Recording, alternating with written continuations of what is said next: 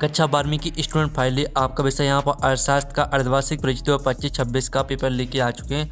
आप लोग बहुत सारे यहाँ पर कमेंट कर रहे थे कि अर्थशास्त्र का पेपर लाओ, तो इस वीडियो में हम आपका पूरा पेपर यहाँ पर अर्थशास्त्र संपूर्णता सहित कंप्लीट करने वाले हैं। तो आप लोग वीडियो को लाइक कर लीजिए, चैनल को सब्सक्राइब कर लीजिए।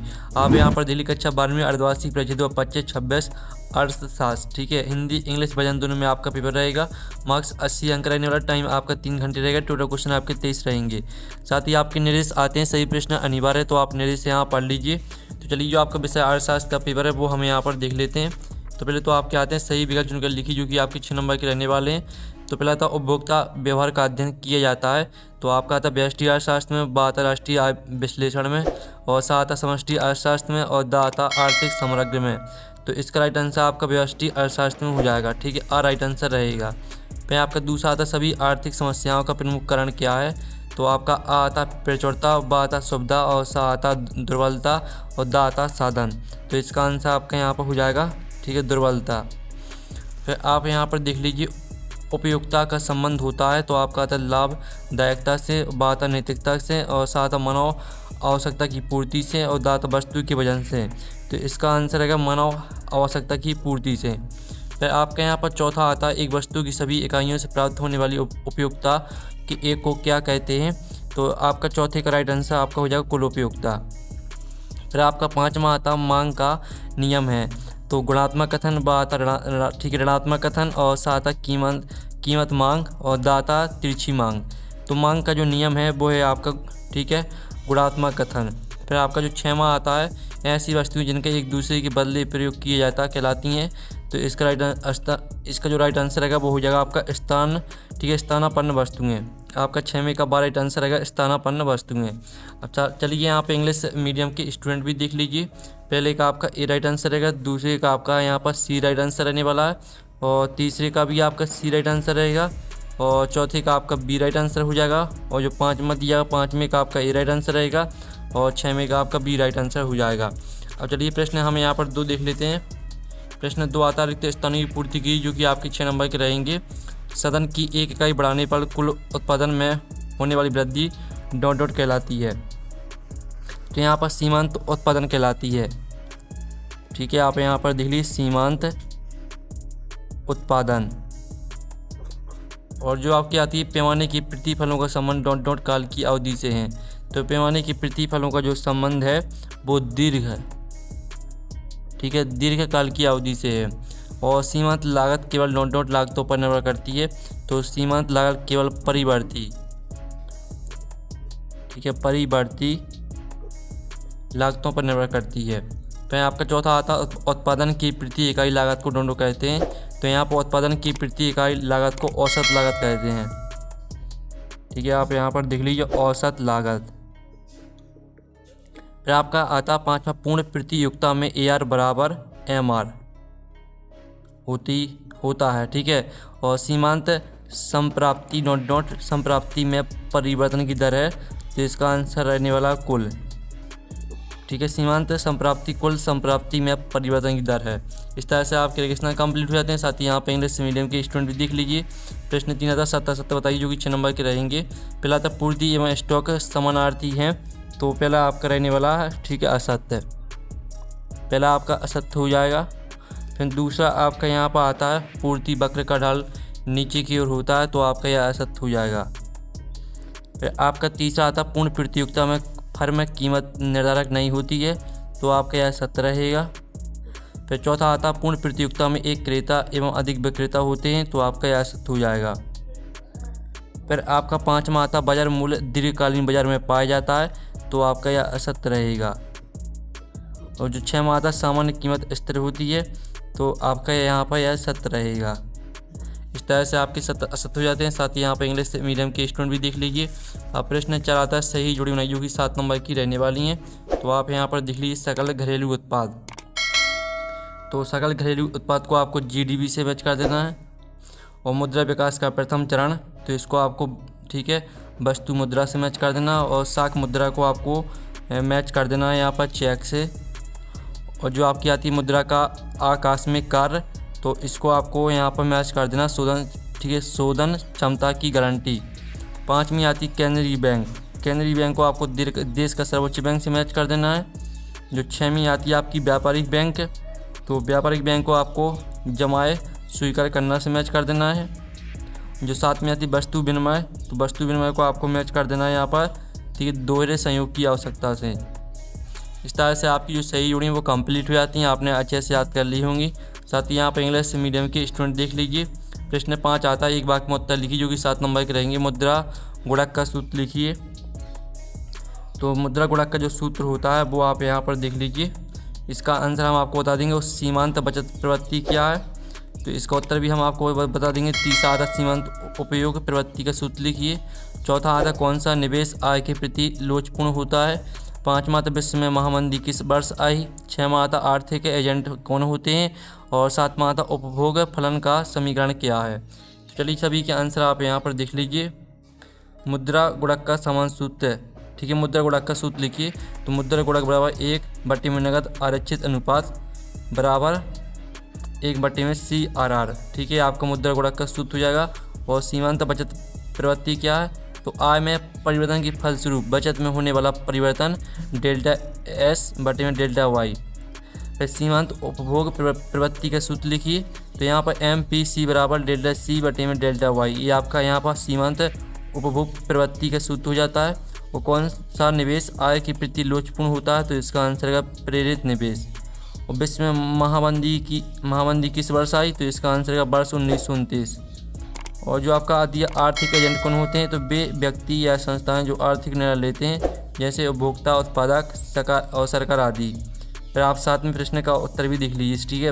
उपभोग फलन का समीकरण क्या है, तो इसका उत्तर सामने लिखा है, तो आप यहाँ पर देख सकते हैं। फिर साथ ही यहाँ पर इंग्लिश मीडियम के स्टूडेंट भी देख सकते हैं। अब प्रश्न हम यहाँ पर देख लेते हैं। तो प्रश्न आपके यहाँ पर 6 आता है, बाजार अर्थव्यवस्था किसे कहते हैं। अथवा में आता है केंद्रीकृत योजनाबद्ध अर्थव्यवस्था किसे कहते हैं। तो पहले तो आप यहाँ पर बाजार अर्थव्यवस्था देख लीजिए, आपकी बाजार अर्थव्यवस्था दी गई है और ये आपकी केंद्रीकृत योजनाबद्ध अर्थव्यवस्था दी गई है, ठीक है। तो इनके स्क्रीनशॉट आपको लेते चलना। फिर आपका तो कुल उपयोगिता का अर्थ लिखिए और अथवा आता सीमांत उपयोगिता का अर्थ लिखिए। तो पहले तो आप यहाँ पर कुल उपयोगिता का अर्थ देख लीजिए और फिर आप यहाँ पर सीमांत उपयोगिता का अर्थ देख लीजिए। फिर आपके यहाँ पर आता, ठीक है, अनादिमान वक्र की कोई दो विशेषताएं लिखिए और स्थानापन्न वस्तुएं किसे कहते हैं, उदाहरण दीजिए। तो आप यहाँ पर देखिए अनादिमान वक्र की आपकी दो विशेषताएं दी गई हैं। और साथ ही जो आपका अथवा का आंसर है स्थानापन्न वस्तुएं किसे कहते हैं, तो इसका उत्तर हम खुद कर लेना है आपको, ठीक है। फिर 9वां आता परिवर्ती अनुपातों का नियम लिखिए। अथवा आता पैमाने की प्रतिफलों का नियम लिखिए। तो पहले तो आप यहाँ परिवर्ती अनुपातों का नियम देख लीजिए, ये आपका परिवर्ती अनुपातों का नियम दिया गया और साथ ही पैमाने के प्रतिफलों का नियम देख लीजिए। फिर आपका आता पूर्ण प्रतिस्पर्धा की कोई दो विशेषताएं लिखिए। अथवा आता लाभ अधिकतमीकरण की कोई दो शर्तें लिखिए। तो ये आपकी पूर्ण प्रतिस्पर्धा की दो विशेषताएं यहाँ पर दी गई हैं, ठीक है। तो इनका स्क्रीनशॉट ले लीजिए और ये आपकी लाभ अधिकतमीकरण की दो शर्तें दी गई हैं, ठीक है। तो पूरा उत्तर आपको याद करना है, ठीक है। इनके स्क्रीनशॉट ले लीजिए, फिर आपको इनको याद करना है, ठीक है। फिर आपका 11वां आता हम कब कहते हैं कि बाजार में किसी वस्तु के लिए अधिक मांग है। अथवा आता हम कब कहते हैं कि बाजार में किसी वस्तु के लिए अधिक पूर्ति है। तो पहले तो आप यहाँ पर 11वें प्रश्न का उत्तर देख लीजिए, ये आपका 11वें प्रश्न का उत्तर रहेगा और ये आपका 11वें के अथवा का उत्तर रहेगा। फिर आपका यहाँ पर 12वां आता उच्चतम निर्धारित कीमत किसे कहते हैं। अथवा आता निम्नतम निर्धारित कीमत किसे कहते हैं। तो पहले तो आप यहाँ पर देख लीजिए उच्चतम निर्धारित कीमत किसे कहते हैं, इसकी परिभाषा देख लीजिए और साथ ही निम्नतम निर्धारित कीमत किसे कहते हैं, इसका उत्तर देख लीजिए, ठीक है। तो इस तरह से आपका 12वां प्रश्न हो जाता है कंप्लीट। फिर आपका 13वां प्रश्न आता है मुद्रा के दो प्राथमिक कार्यों को लिखिए और अथवा आता वस्तु विनिमय प्रणाली की कोई दो कठिनाइयाँ सीमाओं को लिखिए। तो पहले तो आप यहाँ पर देख लीजिए आपके मुद्रा के दो प्राथमिक कार्य यहाँ पर दिए गए हैं। तो विनिमय का माध्यम, मूल्य का मापक, दोनों विशेषताओं को यानी दोनों कार्यों को याद कर लेना है। और वस्तु विनिमय प्रणाली की आपकी दो कठिनाइयाँ, दोहरे संयोग का अभाव, मूल्य के समान मापक का अभाव, ठीक है। फिर आपका आता है प्रत्याशित निवेश एवं वास्तविक निवेश में कोई दो अंतर। अथवा आता है प्रभावपूर्ण मांग की घटकों को लिखिए। तो ये आपका 14वें प्रश्न का उत्तर रहने वाला है। तो इसका उत्तर आप यहाँ पर देख लीजिए, प्रत्याशित निवेश और वास्तविक निवेश में अंतर दिया गया है। और प्रभावपूर्ण मांग की घटकों को देख लीजिए, उपभोग मांग और निवेश मांग, ठीक है। दोनों पॉइंटों को पूरे याद कर लेना है।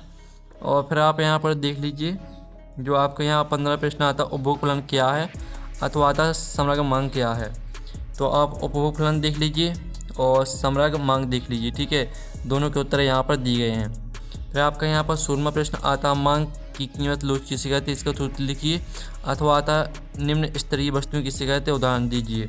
पहले तो आप यहाँ पर 16वें प्रश्न का उत्तर देख लीजिए। आपका 16वें प्रश्न का उत्तर दिया गया मांग की कीमत लोच किसे कहते हैं, और इसका सूत्र आप यहाँ पर देख सकते हैं, पूरा उत्तर दिया गया है आपका। और साथ ही अथवा का उत्तर देख लीजिए, निम्न स्तरीय वस्तुएं किसे कहते हैं, इसके 2 उदाहरण भी देख लीजिए। फिर आपका आता औसत संप्राप्ति तथा सीमांत संप्राप्ति को समझाइए। अथवा आता सामान्य लाभ तथा असामान्य लाभ को समझाइए। तो ये आपका औसत संप्राप्ति की परिभाषा दी गई, साथ ही सीमांत संप्राप्ति की परिभाषा भी देख लीजिए। ठीक है, 17वें प्रश्न का उत्तर हो जाता है और 17वें के अथवा का उत्तर आप यहाँ पर देख लीजिए। फिर आपका 18वां आता स्टॉक तथा प्रवाह में भेद कीजिए कोई 3, और सकल घरेलू उत्पाद तथा सकल राष्ट्रीय उत्पाद में अंतर स्पष्ट कीजिए कोई 3। तो चलिए आपका पहले तो हम यहाँ पर स्टॉक और प्रवाह में अंतर देख लेते हैं। ये आपके 3 अंतर यहाँ पर दिए गए हैं, तो आप स्क्रीनशॉट ले लीजिए। और ये आपका सकल घरेलू उत्पाद और सकल राष्ट्रीय उत्पाद में अंतर दिया गया है, तो इसका भी स्क्रीनशॉट ले लीजिए। तो चलिए आपका 19वां प्रश्न हम यहाँ पर देख लेते हैं। तो 19वां प्रश्न आपका आता भारतीय रिजर्व बैंक है किस भूमिका को अंतिम ऋणदाता कहा जाता है। अथवा आता भारतीय रिजर्व बैंक की मौद्रिक नीति के कौन कौन से उपकरण हैं।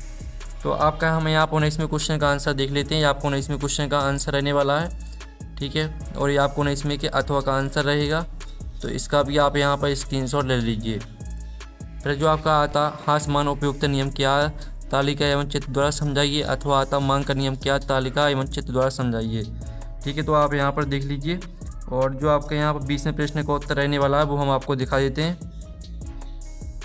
तो आप यहाँ पर देख लीजिए, आपका 20वें प्रश्न का उत्तर यहाँ पर दिया गया है। ठीक है, और ये आपका ठीक है, और ये आपका 20वें के अथवा का उत्तर यहाँ पर दिया गया है। ठीक है, तो आप यहाँ पर ध्यान से देख लीजिए और आप लोग वीडियो को लाइक कर लीजिए। ठीक है, फिर आपका 21वां प्रश्न आता है एक फर्म की कुल स्थिर लागत तथा कुल परिवर्ती लागत क्या है, किस प्रकार संबंधित है। तो चलिए हम यहाँ पर 21वें प्रश्न का उत्तर यहाँ पर देख लेते हैं। ये आपका 21वें प्रश्न का उत्तर रहने वाला है।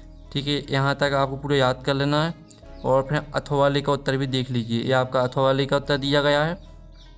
फिर आपका 22वां आता दोहरी गणना की समस्या क्या है, इससे कैसे बचा जा सकता है। अथवा आता आय विधि द्वारा राष्ट्रीय आय मापने की 4 सावधानियों की व्याख्या कीजिए। तो चलिए आप पहले तो 22वें प्रश्न का उत्तर देख लीजिए, दोहरी गणना की समस्या और इससे बचने के उपाय। ठीक है, ये आपको उत्तर हो जाता है। साथ ही अथवा वाले का उत्तर भी देख लीजिए। ये आपका 22वें का अथवा का उत्तर दिया गया है। फिर आपका 23वां आता ठीक है, मितव्ययिता के विरोधाभास की व्याख्या कीजिए। अथवा तो गुणक की क्रियाविधि को समझाइए। तो ये आपका यहाँ पर 23वें प्रश्न का उत्तर यहाँ पर दिया गया है। ठीक है, और ये आपका 23वें के अथवा का उत्तर यहाँ पर दिया गया है। तो इस तरह से जो आपका यहाँ पर पेपर है वो कंप्लीट हो जाता है। आप लोग वीडियो को लाइक कर लीजिए, चैनल को सब्सक्राइब कर लीजिए। हमने पूरा पेपर कंप्लीट करा दिया है और साथ ही इसका PDF मिल जाएगा आपको टेलीग्राम में। तो हम नेक्स्ट वीडियो में मिलते हैं। Thanks for watching.